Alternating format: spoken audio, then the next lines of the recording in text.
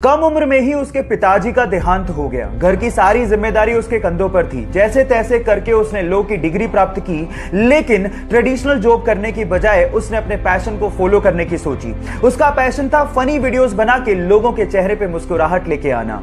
उसने social media पर बिना वल्गैरिटी की साफ सुथरी वीडियोस को अपलोड करना शुरू किया, लेकिन इनिशियल कमेंट्स में उसकी वीडियो को लोग देहाती और गवार कह के कमेंट किया करते थे। लेकिन उसने लोगों के कमेंट्स की परवाह नहीं की, वीडियो सोशल मीडिया पे अपलोड करते रहा और देखते ही देखते 15 मिलियन सब्सक्राइबर वाला इंडिविजुअल यूट्यूब स्टार बन गया।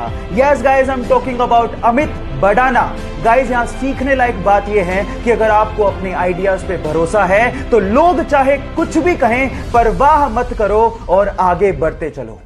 हारी हुई बाजी को जो जीत जाए सिकंदर वही होता है। अब लास्ट के 2 T20 जो कि इंडिया और न्यूजीलैंड के बीच में हो रहे हैं, उनको देख के तो ये लगता है कि भारत सिकंदर की तरह खेल रहा है। अब आप खुद ही अंदाजा लगाइए, जो 4th T20 हुआ उसमें न्यूजीलैंड को लास्ट ओवर में मात्र 7 रन चाहिए थे, और T20 में 7 रन 6 बॉलों में बनाना बहुत आसान होता है जब आपके पास 7 विकेट हो। लेकिन शार्दुल ठाकुर आए, उन्होंने उसी ओवर में 4 विकेट निकाले और 6 रन ही दिए और मैच फिर से टाई करवा दिया। अब एक्साइटमेंट चरम सीमा पर था। सुपर ओवर में न्यूजीलैंड ने पहले खेलते हुए 12 रन बनाए और इंडिया के केएल राहुल ने पहली बॉल पे छक्का और दूसरी बॉल पे चौका मार के यह साबित कर दिया कि इंडिया ही सिकंदर है। हारी बाजी जीती कैसे जाती है, कोई कोहली और उसकी टीम से सीखे। गाइस, बिल गेट्स कहते हैं कि मैं एक एग्जाम के कुछ पेपर में फेल हो गया, लेकिन मेरे सारे दोस्त उसमें पास हो गए। लेकिन आज जो एग्जाम में पास हो गए थे वो मेरी कंपनी में काम करते हैं और मैं उस कंपनी का मालिक हूं। गाइस, ये बात आप लोग याद रखिएगा कि अगर आप गरीब पैदा हुए हो तो उसमें आपकी कोई गलती नहीं है, लेकिन अगर आप गरीब मर गए तो इसमें 100% आप ही की गलती है। इसीलिए फेल होने से मत डरो, आगे बढ़ो, गलतियों से सीखो और वो करके दिखाओ जिसकी दुनिया सिर्फ सपने देखती है। क्या कहते हो आप लोग? लिखो अभी, yes I can do it. T20 के इतिहास में मैंने ऐसा मुकाबला पहले कभी नहीं देखा। पहले तो न्यूजीलैंड को मात्र 4 बॉलों में इंडिया के खिलाफ 2 रन चाहिए थे, और वो भी शमी के उस ओवर में जिसमें उसको छक्का पड़ा हो। लेकिन फिर भी शमी ने उन 4 बॉलों में 2 विकेट निकाले और 1 रन देके मैच को टाई करवा लिया। अब बात जब सुपर ओवर तक पहुंची तो हालात ये थे कि इंडिया को 2 बॉलों में टोटल 10 रन की रिक्वायरमेंट थी जीतने के लिए।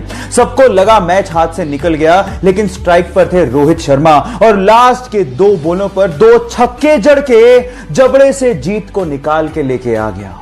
अब यहां पर सीखने लायक बात यह है गाइस, जो लास्ट तक हार नहीं मानते, जीत उन्हीं को स्वाद में चखने को मिलती है।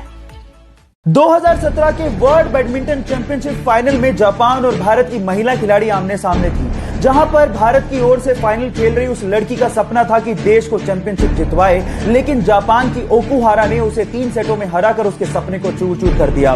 लेकिन उस लड़की ने हार नहीं मानी और मेहनत की। फिर से 2019 में उसी जापान की लड़की से उस भारत की लड़की का मुकाबला फाइनल में हुआ, लेकिन इस बार मात्र 36 मिनट में सीधे 2 सेटों में उसे हराकर अपनी हार का बदला लिया और भारत को चैंपियनशिप जिता के भारत का नाम रोशन किया। Yes, I am talking about PV Sandhu. Guys, यहां सीखने लायक बात यह है कि कई लोग हार को पचाकर बैठ जाते हैं, लेकिन कई लोग इतनी मेहनत करते हैं तब तक जब तक उस हार को जीत में बदल ना दे। चाइना के वुहान सिटी के मीट मार्केट से निकला कोरोना वायरस आज पूरी मानव जाति के लिए खतरा बना हुआ है, लेकिन यह मानव जाति को और नुकसान ना पहुंचाए इसके लिए चाइनीज गवर्नमेंट ने 2 रिमार्केबल काम किए हैं जो आप लोगों को सुनने चाहिए।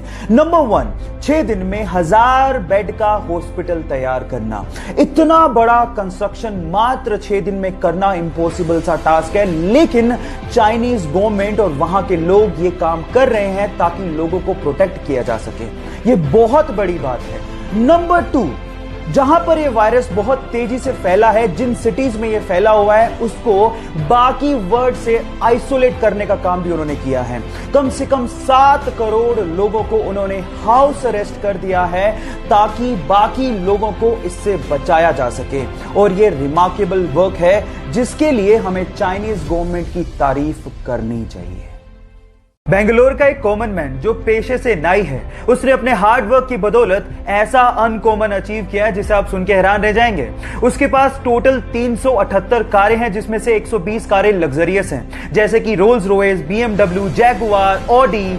ये उसकी कारों के जखीरे में शामिल हैं। अब आप लोग सोच रहे होंगे कि ये सब उसे विरासत में मिला होगा। नहीं, 14 साल की उम्र में वो अखबार और दूध बेचने में मजबूर था। पापा के नाई के बिजनेस को वो आगे बढ़ा रहा था, लेकिन वो लाइफ में कुछ बड़ा अचीव करना चाहता था। फाइनली उसने रेंटल कार का बिजनेस शुरू किया और देखते ही देखते वो बेंगलोर में सबसे बड़ा रेंटल कार बिजनेस बन गया।